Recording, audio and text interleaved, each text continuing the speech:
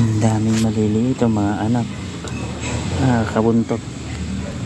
Ayan o, nakikita niyo yung mga maliliit. Ang dami. Diba? Hina-out po natin itong mga to. Buntot. Kung sino pong may gusto.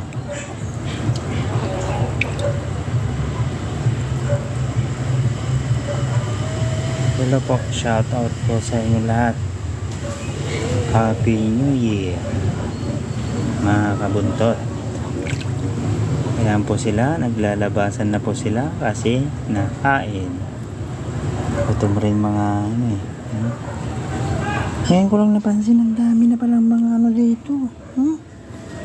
Ang dami